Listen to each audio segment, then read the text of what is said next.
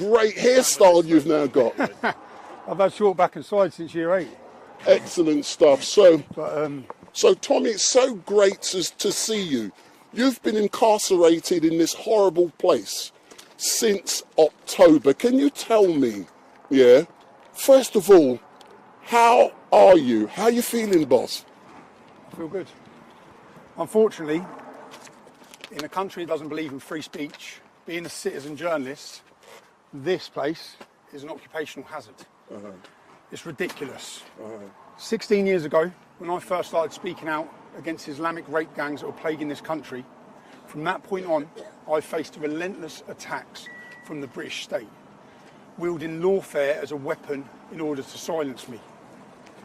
I have never been convicted by a jury. Every one of my convictions have been handed down to me by judges. The lucky thing with this, everyone got to see the film. I have to say a thank you to Elon Musk, because without X, if we didn't have X, everyone would just think I lied. No one would have got any other narrative. Fortunately, I think, 167 million people saw the truth. So that gagging order, these attempts at censorship, to silence, to cancel people, it hasn't worked. You've attempted to lock up the truth, and that truth has been echoed around the entire globe. It couldn't have been any more successful. I knew exactly what I was doing when I released that film. I knew I'd end up in there, and I also knew they'd give them every opportunity to pull every trick they wanted to, from messing with visits, to messing with phone calls, to messing with food. I knew that. But I made the decision to release that film because the British public deserved to see the truth. For too long, since the start of my activism in 2009, police raids, court cases, I actually thought when I walked out of here this time, it would be the first time since 2009 that I haven't been awaiting trial or prison. And bang, I'm awaiting trial and prison on multiple cases again now. But I've watched from the start of my activism, first of all I saw Geert Wilders. Geert Wilders was targeted with hate speech laws and prosecutions. I've looked in America. This is the playbook that's played out across the entire globe. If we look in America, look what they've done to Steve Bannon. Look what they've done to Alex Jones, £1 billion. Donald Trump would face the rest of his life in prison if he did not win that election. Look now recently with Marie Le Pen. They've stopped her standing. Look at Katie Hopkins in our country. They took her home. They took her family home. Lawfare has been waged against anyone who has challenged the globalist narratives, challenged open border, challenged mass immigration, even challenged vaccines, any of it. They come at you from every angle. That's what I've experienced, but fortunately, if Elon Musk did not purchase X, I don't think that people understand the importance of it. If he didn't, you'd have been lied to about this entire case. If you go on my Wikipedia page and read all my previous convictions, this would have been another one where they'd have told you I lied. They'd have what did you see? If you're one of the people that watched that film, you might not have believed me before, you may have hated me based on a narrative spoon-fed to you by a media who want to tell you who we are, they want to tell you how to think. And I knew in that documentary, that painted a far bigger story than me. That was a story of any whistleblower, anyone. You've seen in my film how they silence people, NDAs, bullying, intimidation, scare tactics, and even attempts at prison. But one positive, even General Flynn, look what they've done to General Flynn in the United States. Everyone has faced it, but I'd like to take a positive rather than continue negatives. What is the positive? Did their gagging order work? Did it work? 167 million people saw that film. Do you know the moment I had in the first week of January? Because this could have gone the other way. That I could have released that film, they could have managed to censor it, which they did off all other platforms. There's only X and Rumble. They're the only ones that they're not able to control. If Elon hadn't have bought it, no one would have seen that film. Everyone had been lied to, but instead 167 million people saw the truth. You saw how they weaponised the judiciary. You saw the corruption, the blatant evidence of the corruption that no media and no journalists have spoke about. And then the Attorney General made it clear I was going to face continued prosecutions. I would have had indefinite prison sentences for a film as a journalist. But the best moment for me when I was in there was when I heard that Elon Musk had shared the Rape of Britain documentary. The Rape of Britain documentary series is the most important work I've done. They have attempted Before my activism in 2009, they'd successfully, for decades, covered it up. Who had covered it up? Politicians, police forces. In every constituency where those gangs had raped, they'd successfully managed to cover up. Now, the truth is out there. There is no amount of lawfare that can keep it hidden. Everyone knows what's happened. If you remember, Tommy, the last time I saw you was on the 6th of January when I visited this prison, and on that day I was with someone else, and if you remember, Elon Musk had chucked Nigel Farage under the bus, and you were so elated and you were happy, and at that time you was in segregation. Since then, people have moved into the same unit you were in.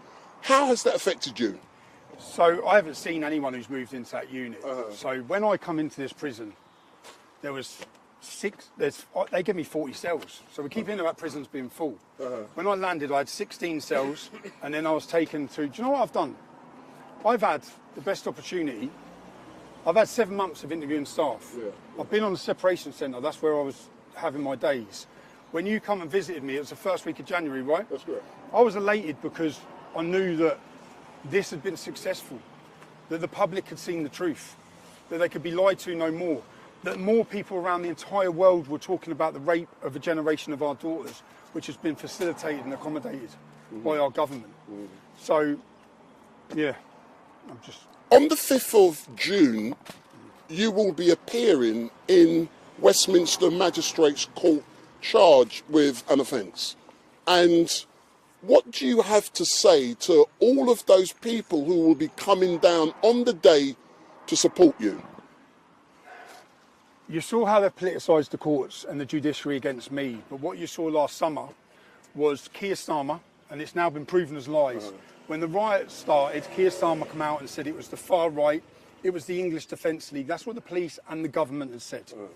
Now we now know, it's proven, there was no far right, there was no English Defence League. The English Defence League ended a decade before it. But what the bigger picture is that the mainstream media act as a weapon of our state. So when Keir Starmer said that, journalists from the Daily Mail travelled to my family holiday, where I was with 3 or 4 other innocent families enjoying a break. They photographed my family. They ran a headline saying, "Instigating riots from his sunbed." Now, everyone knows I didn't instigate riots. There's no truth in that. But as the government was spreading one lie, the media stepped in to push that lie to the whole world. 10 million views that had. When that article went out, they photographed my children. They photographed my ex-wife. My family have death threats and serious threats of harm against them. They gave the location of where they were. That's not journalism. It's harassment, it's persecution, and they put a target on my family's back.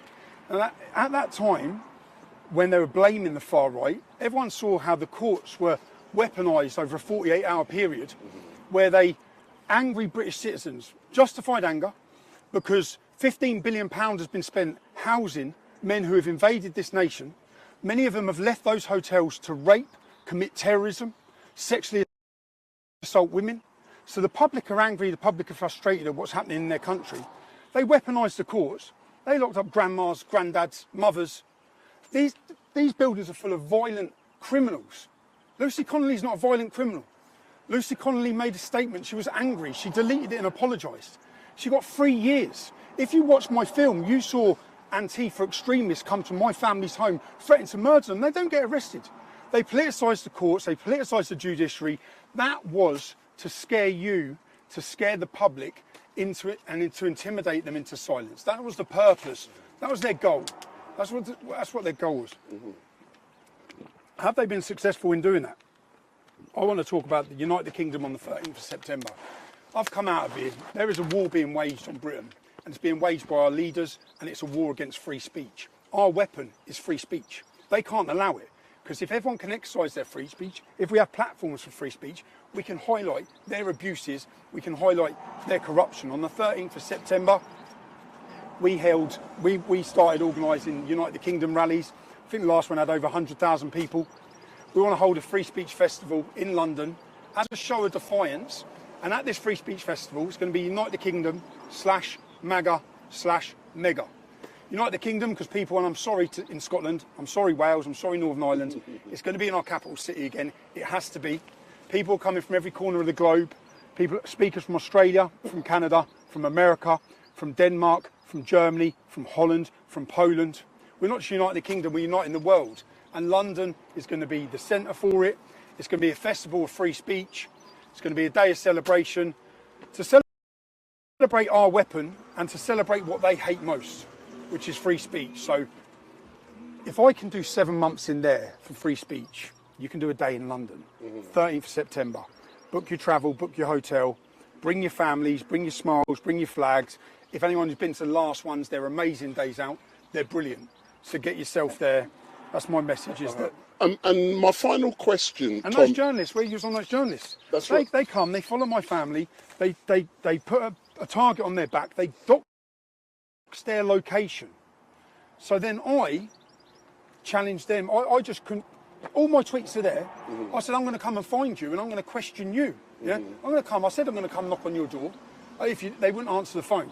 I'm going to come and knock on your door. So if you look, if you've followed my story in the last 18 months, just in the last 18 months, in the last 18 months, I went into London to attend an anti-Semitism rally, and I was targeted by the police as a journalist.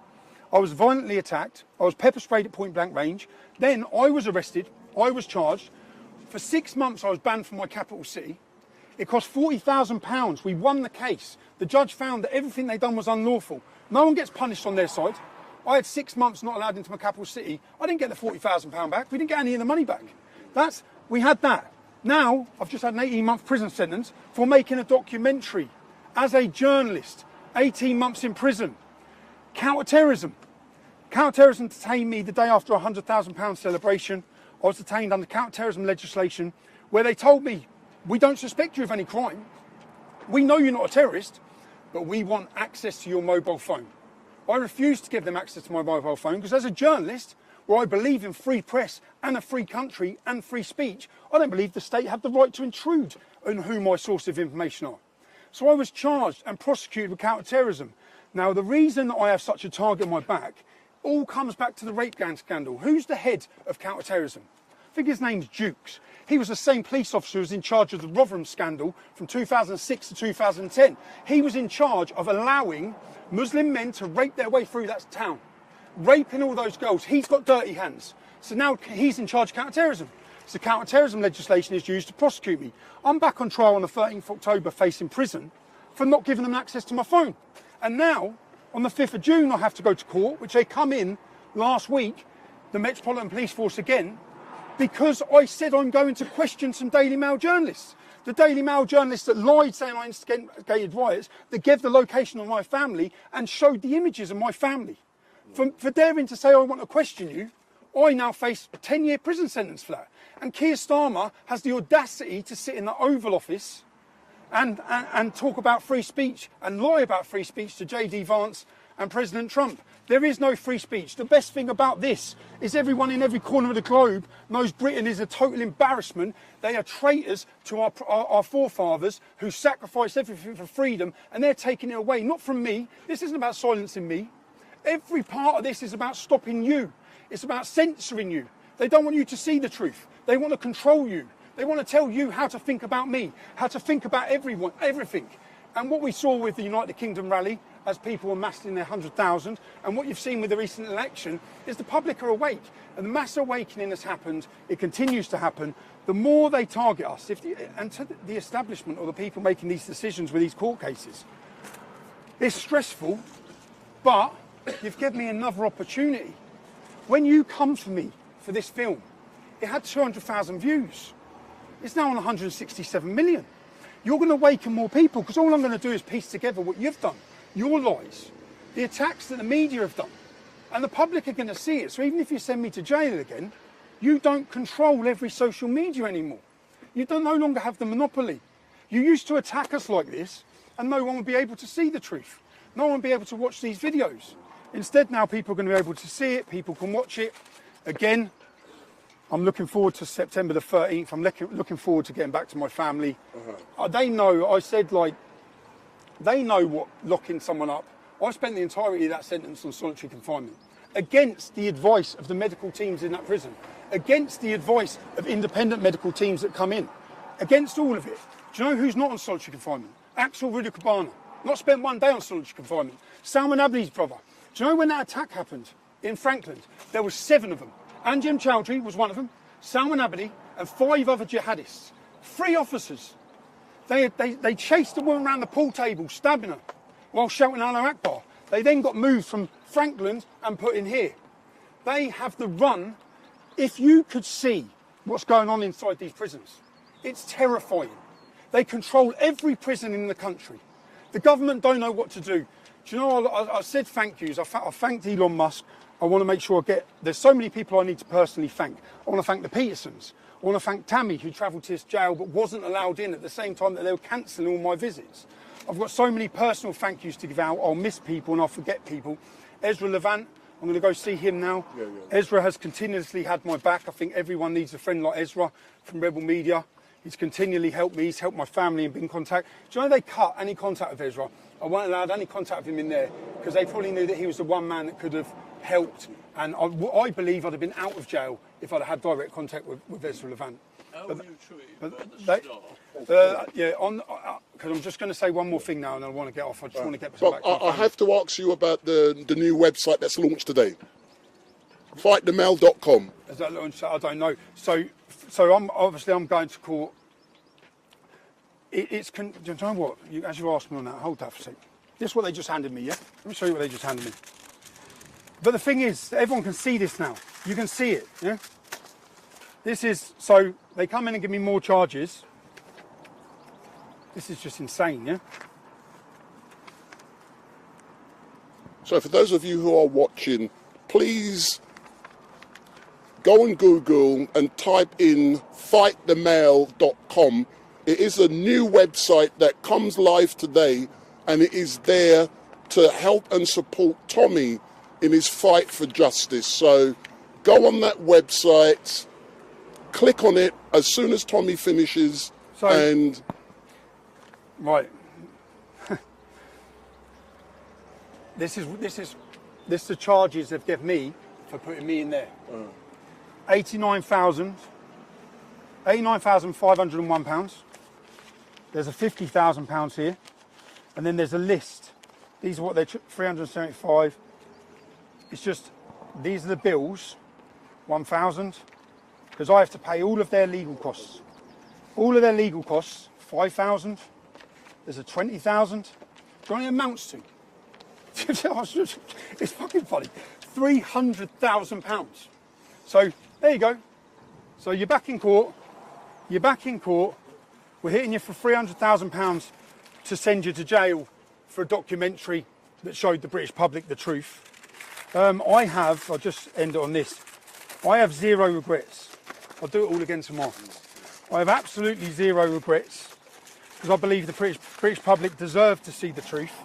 They deserve to see exactly what the corruption of the establishment and the judiciary, and they deserve to know what's happening in their towns and cities with Islamic rape gangs. Do you know my next project as I come out of here? Do you know, I just filled out a form. Every 42 days, to hold you in isolation, there's a thing called the Mandela Rule. They're not allowed to hold you in solitary confinement for more than 14 days without government approval. So it went to the government. Shabina Mahmood, who's the Justice Secretary. And every 42 days, it goes back to the government and they have to authorise your continued segregation because it's not like an opinion, it factually damages you. So every 42 days you have to fill out a form. So I filled out my forms every 42 days. And I said, this should be your last resort. This isn't your last resort. Criminals, I've done 3 times as long in there as I would have done it as a criminal. Yeah, the Labour government fought to keep me in there. So I filled out this form and I said, this is detrimental to my mental health. This is torture. And the last form I filled out last week, I said, I'm out next week. Because I know it's going straight to Shabina Mahmood. It's going straight to the Labour Party. I said, I'm out next week and I'm excited. I'm excited about my next project.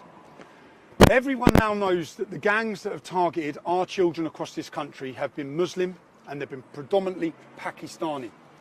When we're looking at these problems, we need to look at the common denominator. What's the other common denominator with these gangs?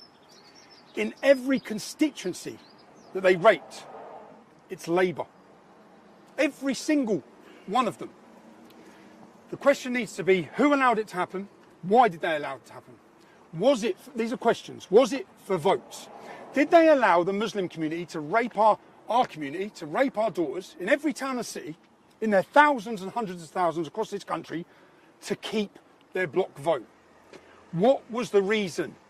And I'm going to go to Rotherham, Rochdale, Oldham, Newcastle, other cities, and I'm going to go into those cities and look at what Labour's involvement was. We're going to ask those questions. If you're a Labour politician, you're a councillor, if you've got dirty hands and you covered it up, me and my cameraman will be doing our next documentary, working title, Labour's Islamic Rape Gangs. It's coming soon. And as I was filling out that form, I was picturing her face. I was picturing her, because I think that's why they stopped me coming out on Friday, probably. But as I was filling out, I thought, yeah, TikTok, we're getting back to work. I want to thank every single person that wrote me an email, that wrote me a letter, that supported any campaign by Ezra, that supported my family, that has maintained the support for Urban Scoop. My team are here. We still have a team. I have documentary after documentary already done in here, wrote out, ready to go. I want to take some time with my family.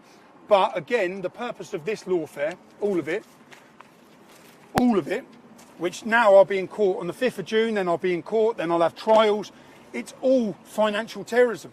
It's to tie you up, to keep you occupied and to drain you. I'm grateful to every one of you who support me so that I'm in a position to fight these cases, so that I'm in a position to legally battle them. And in the court of public opinion, we win every time.